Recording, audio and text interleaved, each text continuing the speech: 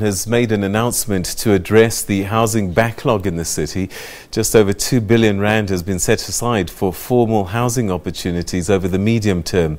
More than 4 billion has been also allocated to formalising informal accommodation, such as informal settlements and backyard dwellings.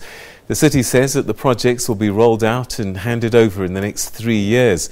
Our reporter Iviwe Poti spoke to Malusi Booi, the Mayoral Committee member for housing in the city.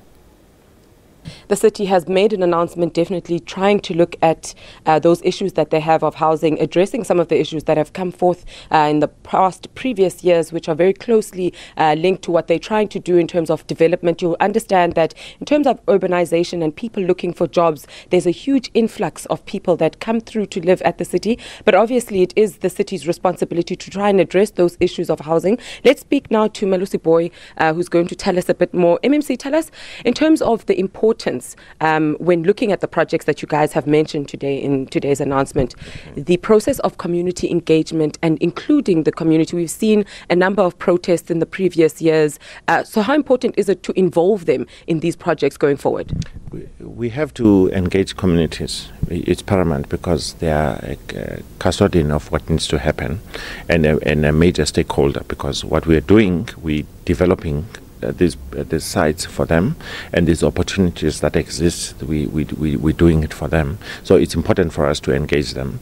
We've been engaging them since I started office, and I'm going throughout the weeks. I'm going to various communities and making sure that we keep them abreast with what needs to happen, and making sure that on the phases at which we follow as government, they are part of and they understand it.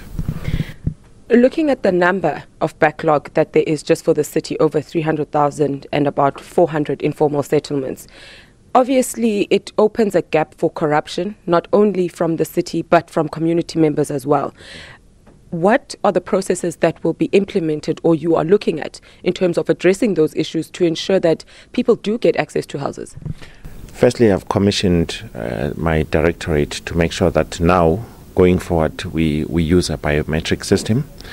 Secondly, that deals with what I call shack farming, because there are people who are going around the city renting units to people on land that does not even belong to them. And we condemn that as a city, and we encourage any individual who is paying rent to someone of that sort to come and report it directly to my office so that I can deal with that decisively. And then looking at the budget now that was mentioned, which is allocated, obviously won't be rolled out in one financial year. But just in terms of timeframes and the projects that will be out there, what are we looking at? Look, to start a project from planning phase, it takes on an average of about 18 months. But we're doing our level best to make sure that we expedite the process of people getting the opportunities. The opportunities that exist, one is for those who benefit from BNG units, which is from those who are unemployed up to 3,500, and those who earn more than 3,500 and above. We have opportunities of gap units, and we are encouraging them to get service sites, and some of them we're taking them to our social housing projects, which is your rental stock, and also we're making sure that we're bringing people closer to their economic opportunities. Those who live in the city, we're making sure that they get housing within close proximity of where they work. Whom am I speaking about? I'm speaking about your teachers, your policemen, your security guards, your domestic workers.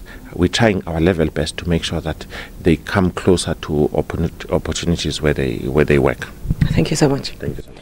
Well, there we have it. Apart from only looking at those informal settlements, making them formal, and also ensuring that there are housing projects that are available to those people. But the city is also looking very firmly at closing the gap or bridging the gap between those people whom don't qualify for RDP houses, but don't qualify for housing structures that are already available. So calling that the gap section. But for now, it's back to you guys in studio.